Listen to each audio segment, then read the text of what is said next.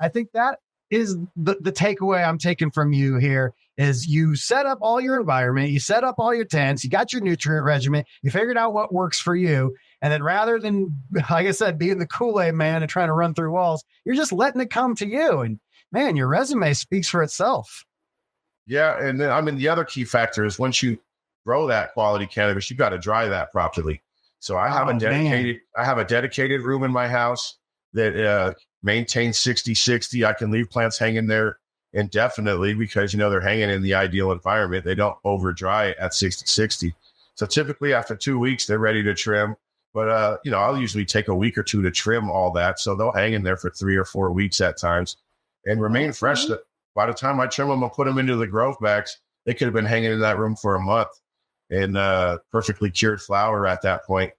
And it's also amazing because I got the cool bot hooked up in that room. So that room doubles as my cure room, but it's also my cold room for my hash lab.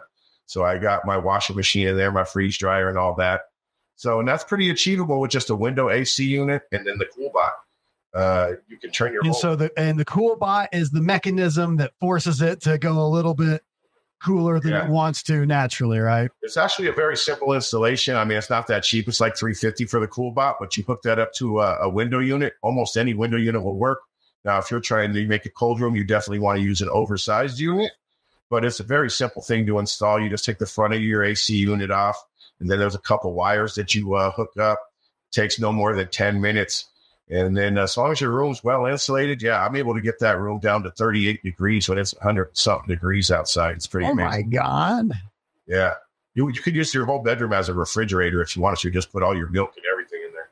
And is it like kind of reduce the life of the AC? Is it seems like it's just got to do something negative. Is it cost neutral? What's going on with it? I mean, it's not really making a big difference as far as my, I don't run the room all the time, first of all. That room's only running after I harvest and I have plants hanging or if I'm going to wash hash. So if I'm going to wash hash, I'll usually start it at night.